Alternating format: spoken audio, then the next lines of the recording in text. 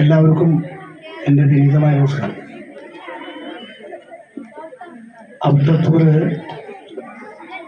Agastya group of യൂണിറ്റിയുടെ പരിപാടിയിൽ ഒന്ന് പങ്കെടുക്കാൻ കഴിഞ്ഞതിൽ അതിയായ സന്തോഷമാണ്. കാരണം ഏത് സംഘടനയും ഏത് സമ്മേളനങ്ങളും ജനങ്ങളുടെ പങ്കാളിത്തം ഉണ്ടാകുമ്പോഴാണ് ആ സംഘടന ഒന്നുമില്ല. അപ്പോൾ ആ രീതിയിൽ അവിട്ടത്തൂർ ഈ പരിസരത്തുള്ള എല്ലാവരുടെയും ആ ഒത്തൊരുമ അത് കണ്ടപ്പോൾ തന്നെ മനസ്സ് നിറഞ്ഞു. ഇങ്ങനെയാണ് വേണ്ടത്.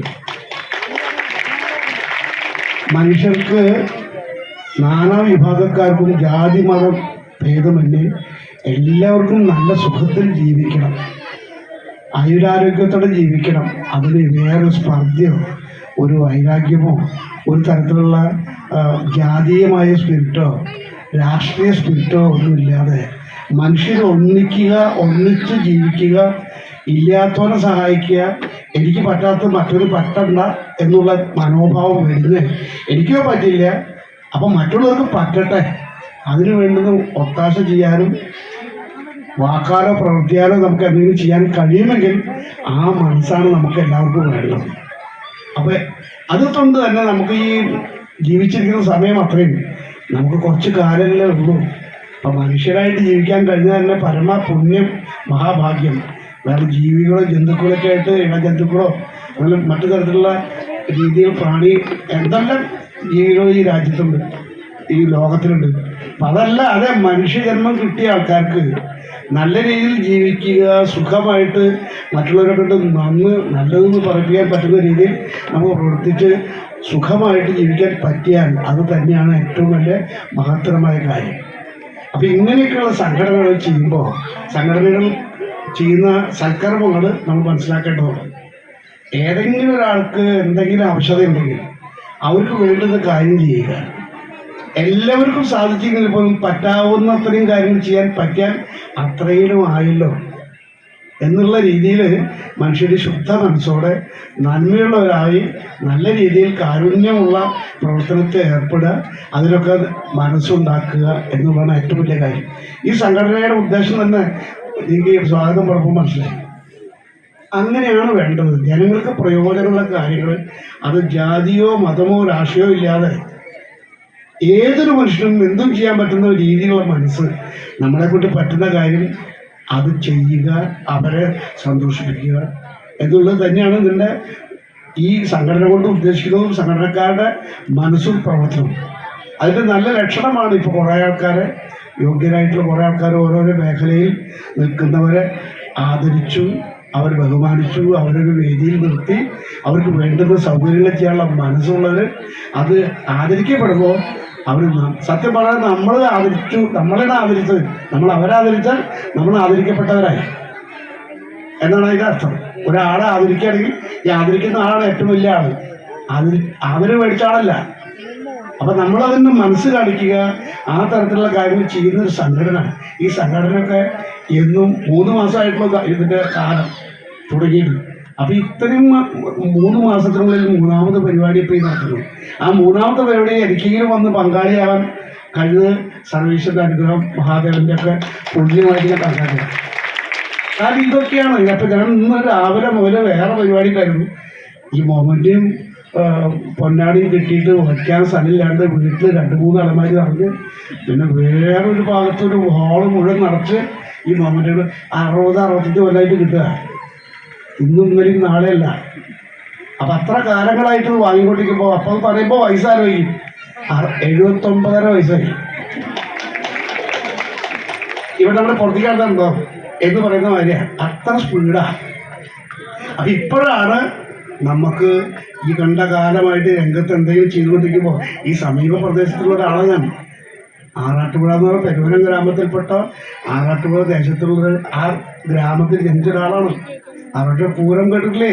അതിൽ മഹത്തരമായ പൂരം എവിടെയുള്ള 1443 കൊല്ലം പൂരം വരാൻ പോകുന്നത്.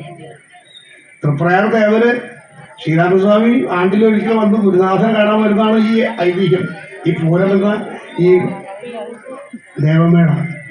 അപ്പോൾ വൈകുണ്ഠം തൊഴുത ഫീലിംഗാണ് അവിടെ കൂട്ടുകാർ നിൽക്കുന്ന സമയത്ത് അവർ വന്നാൽ എല്ലാവരും നിരന്നു നിൽക്കുന്ന സമയത്ത് ഭക്തന്മാർക്കും മനുഷ്യർക്കൊക്കെ ഒന്ന് മനസ്സുകൊണ്ട് പ്രാർത്ഥിക്കാൻ അവിടെ ചെന്ന് നിന്നാൽ അത് തന്നെ പുണ്യമാണ്. അങ്ങനെ ഒരു രാജ്യത്ത് ജനിച്ചു എന്നുള്ള സുഖത്തിലാണ് എൻ്റെ ജീവിതം. ഞാൻ ആ മണ്ണിൽ ജനിച്ചുകൊണ്ട് ആ പുണ്യം ഞാൻ തിരിച്ചറിയുന്നു എന്ന് തന്നെ പറയാൻ പറ്റുള്ളൂ. ആരോട് പറഞ്ഞാലും അനുഭവങ്ങളെ നമ്മൾ പറഞ്ഞ് മനസ്സിലാക്കാതിരിക്കുന്നതാണ് ഏറ്റവും ബെസ്റ്റ്. ഒരാളുടെ അനുഭവം വേറെ ആളെ ബോധ്യപ്പെടുത്തുകയാണെങ്കിൽ ഒക്കെ പോസിറ്റീവല്ല, നെഗറ്റീവല്ലേ. അപ്പോൾ അവരൊക്കെ വേറെ തരത്തിലായിരിക്കും സംസാരിക്കുക. അപ്പോൾ ആവുന്നതും അനുഭവങ്ങൾ പങ്കുവെക്കാതെ ഒരാൾക്കും പറഞ്ഞ് മനസ്സിലാക്കാതെ അവനോ അനുഭവിക്കുക. ആ അനുഭവം വേണമെങ്കിൽ സ്വന്തമായ പ്രയത്നം, അവനവൻ്റെ ശുദ്ധമായ രീതിയിലുള്ള പ്രയത്നമാണ് ഏറ്റവും വലിയ കാര്യം. നമ്മുടെ പെരുമാറ്റം, നമ്മുടെ സ്വഭാവം, സത്യസന്ധത, മര്യാദ, നീതി, കരുണ, ഇതൊക്കെ ഒരു മനുഷ്യന് വേണ്ട കാര്യങ്ങളാണ്. ഈ ലക്ഷണത്തോടുകൂടി നമ്മൾ ജീവിക്കാൻ കഴിഞ്ഞാൽ നമ്മൾ അനുഭവിച്ചറിയും. ആരോടും പറഞ്ഞാൽ മനസ്സിലാവില്ല, പറഞ്ഞു കൊടുക്കാനും തുടങ്ങില്ല. അത് പറഞ്ഞതിൻ്റെ കാരണം എൻ്റെ ജീവിതമാണ്. ഞാൻ ഇത്രയും കാലമായിട്ട് ഈ രംഗത്ത് എന്തെങ്കിലും ചെയ്തുകൊണ്ടിരിക്കാൻ പറഞ്ഞില്ല. ആ ചെയ്തുകൊണ്ടിരിക്കുന്നത് സംഗീത മേഖലയിലായിപ്പോയി. അപ്പം ഇത്രയും കാലം പാടാൻ ആഗ്രഹിച്ച് പോയി, മദ്രാസിൽ പോയി, നാട് വിട്ടു പോയി, പാടാൻ പോയ ആൾക്ക് പാടാൻ പറ്റാതെ ഇവിടേക്കുള്ള ആൾക്കാർക്ക് മനസ്സിലാവാണ്ട് ഞാൻ എന്ത് കാലത്തും 8 വയസ്സുള്ളപ്പോൾ പാട്ട് പാടി തുടങ്ങിയ ആളാണ്. ഒരുപാട് ആൾക്കാർ സൈക്കിളിൻ്റെ തണ്ടുവിലൊക്കെ ഇരുത്തി കൊണ്ടുപോയിട്ട് പാടാൻ ഈ സമ്മേളനങ്ങളൊക്കെ. ഒരിക്കൽ മഹാത്മാ മൈതാനത്തിൽ വന്നപ്പോൾ അവിടെ ഒരു പാട്ട് പാടാൻ ദേബാർ വന്നു ചേർപ്പിൽ. പരിചയമുള്ള പഴയ കാലത്തുള്ള ആൾക്കാർക്ക് അറിയാം. അദ്ദേഹം കേന്ദ്രത്തിൽ നിന്ന് ഡൽഹിയിൽ നിന്ന് വന്നിട്ട് നേതാവ് വന്നപ്പോൾ അവിടെ വലിയ ജനപ്രളയമാണ്, സമുദ്രമായിരുന്നു. അന്ന് അവിടെ വെച്ച് എന്നെ പാടാൻ പറഞ്ഞു. പാടി ഞാനിങ്ങനെ ബെഞ്ച് ഒരു സ്റ്റൂള് ഒക്കെ ഇട്ടൊന്നായിട്ട് മേലെ കയറിയിരുന്നു. ജനങ്ങളാണ്, നിറയെ ജനങ്ങളാണ്. അങ്ങനെ ഞാനൊരു പാട്ട് പാടിയപ്പോൾ കുട്ടിപ്പാട്ട് എന്ന് പിന്നെ ആൾക്കാർ വിളിച്ചു പറഞ്ഞു. പിന്നെ ഒന്നും കൂടി പാടി. ആ 2 പാടി കഴിഞ്ഞിങ്ങനെ പുറത്തേക്ക് ഇറങ്ങിയപ്പോൾ ഇദ്ദേഹം എന്നെ എടുത്ത് ഇങ്ങനെ പിടിച്ചിട്ട് അദ്ദേഹം ഒരു കരിക്ക് കൊണ്ടുകൊടുത്ത് ആ കരിക്ക് എനിക്ക് തന്നു. അദ്ദേഹത്തിൻ്റെ പോക്കറ്റിലൊരു പേന എനിക്ക് തന്നു. ഇതൊക്കെ ജീവിതത്തിലെ അനുഭവങ്ങൾ നമ്മൾ ചെറുപ്പകാലങ്ങളുള്ളത് മനസ്സിലാക്കുകയും ഗുരുക്കന്മാരും നമ്മുടെ എന്തെങ്കിലും മനസ്സിലാക്കി തന്ന ആൾക്കാരൊക്കെ മാനിക്കുകയും അവരൊക്കെ ആരാണ് എന്ന് മനസ്സിൽ ധൈര്യമായി ചിന്തിച്ച് അത് എന്നും ഒരേ ഓർമ്മയിൽ നിർത്താൻ പറ്റുന്ന ആൾക്കാർക്കാണ് ഈ കാര്യം മനസ്സിലാവുള്ളൂ. അപ്പം അങ്ങനെ ഉണ്ടായിരുന്ന കാലത്ത് പാടാൻ പറ്റില്ല. എന്നിട്ട് ഈ സമീപകാലത്താണ് കുറേശ്ശെ പാട്ടുകളൊക്കെ ഞാൻ പാടിയ തരക്കേണ്ടാവില്ല എന്നൊക്കെ പറഞ്ഞ ആൾക്കാർ പാടിച്ചപ്പോൾ അത് പ്രത്യേകിച്ച് ഇന്ദ്രൻസിന് വേണ്ടി ഒരു പാട്ട് പാടി, കണ്ണും നട്ട് കാത്തിരുന്നിട്ട്. ആ പാട്ട് വളരെ ജനങ്ങൾ സ്വീകരിച്ചു. അതിന് നമ്മുടെ ഭാവഗായകൻ ജയേട്ടൻ 4 വരി പാടിയിട്ടുണ്ട്. അവസാനം 8 വരി മേജർ പോർഷൻ ഞാനാണ് പാടി. ഇപ്പം ജനങ്ങൾക്ക് മുഴുവൻ ഇഷ്ടം. അപ്പം പാടിയാൽ നന്നാകും, ഈ പാട്ട് തിരക്കില്ല എന്നൊക്കെ പറഞ്ഞൊരു അനുഭവം വന്നപ്പോൾ എന്തിനേറെ പറയുന്നു, ഈ 2023 സംസ്ഥാന ഗവൺമെൻറ് സിനിമ പിന്നണി ഗായകനാക്കിയിട്ട് തന്നെ ഒരു അവാർഡ് തന്നിരിക്കുകയാണ്. എപ്പോൾ ഈ വൈകുന്നേരം ഇരുട്ടാവാൻ പോകുന്ന സമയത്ത് ഞാനതിന് അപ്പുറയും പറയുന്നില്ല, അതെങ്കിലും എനിക്ക് കഴിഞ്ഞു. ഇതൊന്നും ഞാൻ ആഗ്രഹിക്കാതെയുള്ള, ഇതൊന്നും എനിക്ക് അറിയില്ല. അങ്ങനെ കഴിഞ്ഞ് ഒരാഴ്ച കഴിഞ്ഞപ്പോഴേക്കും വേറൊരു അവാർഡ് കൂടി തരാണ്. കാരണം അവർക്ക് തന്നെ തോന്നി, ഇത്ര വയസ്സായിട്ട് മാഷക്ക് അവാർഡ് കൊടുത്തില്ലേ, സിനിമയ്ക്ക് സംഗീത സംവിധാനത്തിന് കിട്ടിയില്ലേ. അപ്പോൾ തമ്പി സാർ എന്നെ വിളിച്ചപ്പോൾ പറഞ്ഞു, വിദ്യാധരൻ വളരെ സന്തോഷം. ഞാനത് 2-3 പ്രാവശ്യം തന്നെ വിളിച്ചു. അപ്പോൾ താൻ ഫോൺ എടുത്തില്ല. എനിക്ക് മനസ്സിലായി നല്ല തിരക്കാണെന്ന്. പിന്നെ താൻ വിളിച്ചപ്പോൾ എനിക്ക് തിരക്കായി, ഞാൻ എടുത്തില്ല. അപ്പോൾ അതുകൊണ്ട് പറയാണ്, എന്തായാലും ഒരു പുതിയ പാട്ടുകാരനെ കണ്ടുപിടിച്ചല്ലോ, ബേഷ്, നന്നായി. ഒരു 45 കൊല്ലം മുമ്പ് ഒരു നഷ്ടങ്ങളുടെ പാട്ടിന് മാത്രം അത് തരാം സംഗീതത്തിന്. അങ്ങനെ എത്ര ഇതൊന്നും എന്തോ പറയാൻ പോണ്ട, സാരില്ല, നന്നായി എൻ്റെ തമ്പി സാറ് പറയാം. അങ്ങനെ ഒരുപാട് ആൾക്കാർ വിളിച്ച് അഭിനന്ദിച്ചു. ഈ അവാർഡിന് പുറകെ രണ്ടാമതൊരു അവാർഡ് വന്നത് വയോസേവനം എന്നാണ് അവാർഡിൻ്റെ പേര്. അത് ഈ വരുന്ന 1-ാം തീയതി ഒക്ടോബർ 1-നാണ് വരിക. തിരൂര് ടൗൺ ഹാളിൽ വെച്ചുള്ള പരിപാടി. അപ്പം നാളെ വൈകുന്നേരം അവിടെ പോകണം. 1 ലക്ഷം രൂപ. ഗവൺമെൻറ്റിൻ്റെ നല്ല പാട്ടുകാരന് 50,000 രൂപ. അതെന്താ തരാമെന്ന് എനിക്കറിയില്ല. ഇതെന്തായാലും കണ്ടാലും എനിക്ക് ഈ അവാർഡ് 1-ാം തീയതി നൽകി കിട്ടും. അപ്പം അതിനു വേണ്ടി ഇപ്പോൾ അവിടെ നിന്ന് വിളിച്ചത്. അപ്പോൾ ഞാൻ അവിടെ റൂം പറഞ്ഞിട്ടുണ്ട്, 30-ാം തീയതി വൈകുന്നേരം 7 മണിക്ക് ഞാൻ അവിടെ എത്തുമെന്ന് പറഞ്ഞു. നാളെ 11 പരിപാടി വരെയുണ്ട് പാലക്കാട്. അത് കഴിഞ്ഞ് വന്നിട്ട് വേണം തിരൂർക്ക് പോകാൻ. അപ്പം അങ്ങനെ ഓടിക്കൊണ്ടിരിക്കുന്ന സമയമാണ് ഇപ്പോൾ എത്ര അവാർഡുകൾ, എത്ര പുരസ്കാരങ്ങൾ എത്ര കിട്ടിയതറിയാം. കണ്ടമാനം പുരസ്കാരങ്ങളും ആദരവുകളും ഞാൻ വർഷങ്ങളായിട്ട് അനുഭവിച്ചിരിക്കുക. ഗുരുനാഥന്മാരുടെ പേരിലുള്ള അവാർഡൊക്കെ കിട്ടി. രാഘവ മാഷ പേരിൽ, ദേവരാജ മാഷ പേരിൽ, ദശമസാമിൻ്റെ പേരിൽ, അർജുൻ മാഷ പേരിൽ, സ്വർലയ അവാർഡ്, അതേപോലെ സൗവർണികാമൃതം അവാർഡ്, പ്രൈവറ്റായിട്ടുള്ള സർവ്വ അവാർഡുകളും കിട്ടി. സംഗീത അക്കാദമിയുടെ അവാർഡ്, സംഗീത അക്കാദമിയുടെ ഏറ്റവും പരമോന്നത ബഹുമതിയായ ഫെലോഷിപ്പ്, ഇതൊക്കെ എനിക്ക് കിട്ടിക്കഴിഞ്ഞു. പക്ഷെ ഗവൺമെൻറ് തലത്തിൽ ഒരു അവാർഡ് കിട്ടുക, ഒരു അംഗീകാരം തരിക എന്നുള്ളത് ഇതുവരെ ഉണ്ടായിട്ടില്ലാത്തതുകൊണ്ട് എനിക്കതിന് യാതൊരു പരിഭവം, ഒരു മനസ്സിനൊരു സന്തോഷം ഏറെ ഇല്ല. വേണ്ടത് സമയത്ത്, ഏത് സമയത്താണോ എന്തുണ്ടാവുമെന്ന് ആർക്കും പറയാൻ പറ്റില്ല. അപ്പം സമയം ഇപ്പോഴായിട്ടുള്ളൂ, ആയിക്കോട്ടെ. അപ്പം അങ്ങനെ സ്വീകരിച്ചു, അത് പോകുന്നു. അപ്പം അതിൻ്റെ പുറകെ ഈ അവാർഡ് കൊണ്ട് കിട്ടി എന്ന് പറയാം. അത് മനുഷ്യൻ ചെയ്ത് കാണുന്നില്ല, കൂടുതൽ ആൾക്കാർ അറിഞ്ഞിട്ടാവില്ല. ഇത് മാത്രമേ പറയുള്ളൂ. പക്ഷേ ഇതിൻ്റെ പുറകെ ഇപ്പോൾ മൂന്നാമത് ഗവൺമെൻറ്, ഇന്ത്യ ഗവൺമെൻറ് ഒരു അവാർഡ് മാതിരി മിനിഞ്ഞാന്ന് വന്നിരിക്കുകയാണ്. ഞാൻ എ ഗ്രേഡ് കമ്പോസറാണ് ലൈറ്റ് മ്യൂസിക്കിൻ്റെ. അതിൻ്റെ എ ടോപ്പ് വന്നിരിക്കുന്നു മിനിഞ്ഞാന്ന്. ഏറ്റവും വലിയ പരമോന്നത ഈ ദൂരദർശൻ്റെ ഓൾറെഡിൻ്റെ പരിപാടിക്കൊക്കെ വിളിച്ചാൽ 5000 രൂപ തരണമെങ്കിൽ 15000 തരണം. അപ്പം 3 ഇരട്ടി കാശ് തരണം എ ടോപ്പ് ഉണ്ടെങ്കിൽ. അപ്പോൾ അത് ഗവൺമെൻറ് തലത്തിൽ വരാനുള്ള ഒരു വഴിയാണ് ഇപ്പോൾ ഉണ്ടായത്. ഇപ്പോൾ അതിന് എന്തെങ്കിലും തരത്തിലുള്ള ദൂരദർശനോ ഓർഡിനറിയൊക്കെ വിളിച്ചു കഴിഞ്ഞാൽ അവരുടെ റെഗുലേഷൻ്റെ കാര്യത്തിൽ ഭയങ്കര മാറ്റം വരും. അപ്പോൾ അതും ഒരു അവാർഡ് പോലെ കിട്ടിയിരിക്കുക. അപ്പോൾ ഇങ്ങനെ വഴിയെ എന്തെങ്കിലുമൊക്കെ കാര്യങ്ങൾ നമുക്ക് ജീവിച്ചിരിക്കുന്ന സമയത്ത് നല്ല കർമ്മങ്ങൾ ചെയ്യുക, നല്ല ശുദ്ധമായ രീതിയിൽ സത്യസന്ധമായിട്ട് ജീവിക്കാൻ കഴിഞ്ഞാൽ ഇതൊക്കെ വരും. അതിന് പകപ്പ് വേണ്ട, പരിഭ്രമം വേണ്ട. ആ ഒരു ചിന്താഗതിയുള്ള ആളാണ് ഞാൻ. പാട്ടുണ്ടാക്കുക എന്ന് പറയുന്നത് ഇപ്പോൾ 4 പാട്ടിൻ്റെ പണി കഴിഞ്ഞിരിക്കുന്നുണ്ട്. പാടിക്കണം ഒരു 3 പാട്ട് ഞാൻ കൊടുത്തു കഴിഞ്ഞാൽ ഇപ്പോൾ എറണാകുളത്തേക്ക് പണി നടക്കുന്നത്.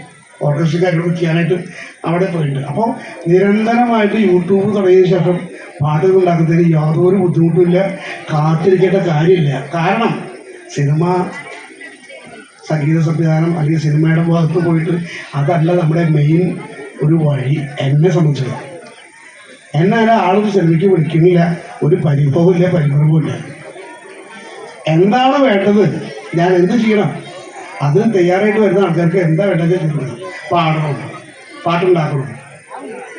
അത് ഏത് തരത്തിലാണെങ്കിലും എന്നെ അന്വേഷിക്കുമ്പോൾ നമുക്ക് സന്തോഷമുണ്ട്. അത് നിരന്തരം ചെയ്തുകൊണ്ടിരിക്കുന്നുണ്ട്. അവന് കാത്തിരിക്കുന്നില്ല, അതിന് നമ്മൾ തയ്യാറായാൽ മതി.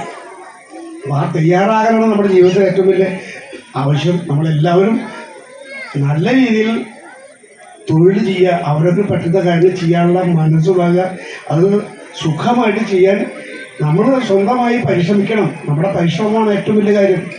താൻ പാതി ദൈവം പാതി എന്നല്ലേ പറയാം. ഗുരുവും മനുഷ്യനും ഒന്നിച്ചു വരികിൽ ഗുരുവിനെ ആദ്യം വളർന്നതാണ്. കരുണാകരഗുരുവിടെ ആശുപത്രിക്ക് വേണ്ടി ചെയ്തൊരു പാട്ടാണ്. ഗുരുനാഥനാണ് അമ്മ അച്ഛനും കഴിഞ്ഞാൽ പിന്നെ ഗുരുവാണ്, അത് കഴിഞ്ഞ ദൈവം. മനസ്സിലായി? അപ്പം നമ്മൾ വേണ്ടത് നമ്മുടെ പ്രവർത്തനം, നമ്മൾ ജോസായിട്ട് പണിയെടുക്കുക, അവരോട് പറ്റുന്ന കാര്യം. അത് അലസതയില്ലാതെ ഗംഭീരമായിട്ട് ചെയ്യാൻ ശ്രമിച്ചാൽ അതിൻ്റെയൊക്കെ ഫലം അവരോടുണ്ടാവും. അപ്പം ഞാൻ പറഞ്ഞു വരുന്നത്, ഞാൻ ഈ രീതിയിൽ ഇന്നും നല്ല തിരക്കിൽ ഓരോ കാര്യം ചെയ്തുകൊണ്ടിരിക്കുകയാണ്. അത് ചെയ്യാനുള്ള മനസ്സുണ്ടാകുക. നല്ലവരായ ഒരുപാട് ശ്രോതാക്കൾ, മനുഷ്യർ, മലയാളികളായിട്ടുള്ള അതിൽ ലോകമെമ്പാടുള്ളവർക്കൊക്കെ തന്നെ അറിയാം. അപ്പോൾ അവരുടെയൊക്കെ അനുഗ്രഹം, നമ്മൾ സ്നേഹിക്കുന്ന ആൾക്കാരൊക്കെ അനുഗ്രഹമാണ് ഇതൊക്കെ എന്നുള്ളത് എനിക്ക് നല്ല വിശ്വാസമുണ്ട്. ഞാൻ ഈ അവാർഡും ഈ പുരസ്കാരങ്ങളൊക്കെ സ്നേഹിക്കുന്ന ആൾക്കാർക്ക് വേണ്ടി കൊടുത്തു. അവർക്കാണെന്നൊക്കെ, നമുക്കല്ല. അപ്പം അതുകൊണ്ട് ഈ ആദരവിന് ഞാൻ വളരെയധികം നന്ദിയുള്ളവനാണ്. ഈ സംഘടന വളരെ നല്ല രീതിയിൽ ഉയർന്ന് ഒരുപാട് നല്ല നല്ല പ്രവർത്തനങ്ങളും കാഴ്ചവെക്കാൻ കഴിയട്ടെ. അവർക്ക് നല്ല തരത്തിലുള്ള കാര്യങ്ങൾ ചെയ്യാൻ നിങ്ങളുടെ എല്ലാവരുടെയും സഹകരണവും ഉണ്ടാകട്ടെ എന്ന് പ്രാർത്ഥിച്ചുകൊണ്ട് ഞാൻ എൻ്റെ വാക്കുകൾ അവസാനിപ്പിക്കുകയാണ്. നിങ്ങൾക്ക് തൃപ്തികരമായിട്ടുള്ള കാര്യങ്ങൾ ഉണ്ടെങ്കിൽ എടുത്തോളൂ, അതിലൊക്കെ നിങ്ങൾ മറന്നോളൂ, ഒരു കുഴപ്പമില്ല. ആവശ്യമുള്ള കാര്യങ്ങൾ എന്തെങ്കിലും ശരിയാണെന്ന് തോന്നിയിട്ടുണ്ടെങ്കിൽ മാത്രം നിങ്ങൾ ശരിയാക്കി എടുക്കുക, അല്ലാത്തൊക്കെ കളയും. പാട്ട് കാര്യം എന്ന് പറഞ്ഞാൽ എനിക്ക് ഈ അവാർഡ് കിട്ടിയ പാട്ടൊന്നും എനിക്ക് അറിയില്ല. അതെനിക്കറിയാൻ പറയുന്നു. അതെനിക്കറിയാൻ പറയാം. ഈ കളിക്കാർക്ക് ഒരു കളകാഴ്ച എന്തെങ്കിലും പാടുന്നല്ലോ, അത് വെടിക്കെട്ടുന്ന സിനിമയിൽ ഞാൻ പാടിയതാണ്. അത് ഈ കളിക്കാരെ കിട്ടുന്നുണ്ട്. പല സ്ഥലത്തും ഈ സ്പീഡിൽ കളിക്കുന്ന ആൾക്കാരൊക്കെ ഈ പാട്ട് പാടി കേൾക്കുന്നുണ്ട്. അപ്പോൾ ഇത് എൻ്റെ പാട്ടെന്ന് അവർക്ക് അറിഞ്ഞിട്ടല്ല, നല്ല വിരിപ്പുള്ളൊരു പാട്ടല്ല, എനിക്കറിയാം. അത് ഇത് കേട്ടു, ഞാൻ പല കുറി കേട്ടിട്ടുണ്ട്. അപ്പോൾ പാട്ട് പാടുക എന്നുള്ളത് കുറച്ച് ഗൗരവമേറിയ കാര്യമാണ്. പാട്ട് കൂടുതലായിട്ട് അക്ഷരങ്ങൾ ഓർമ്മയാണ്ട് വരും. അപ്പോൾ കൽപ്പാത്തകാലത്തോളം ഉള്ള പാട്ട് എനിക്ക് മുഴുവൻ അറിയാം.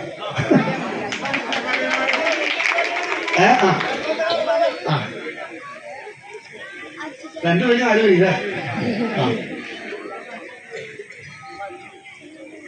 കണ്ണുനട്ട് പാടാൻ വഴി. കണ്ണു നട്ട് കാത്തിരുന്നിട്ടും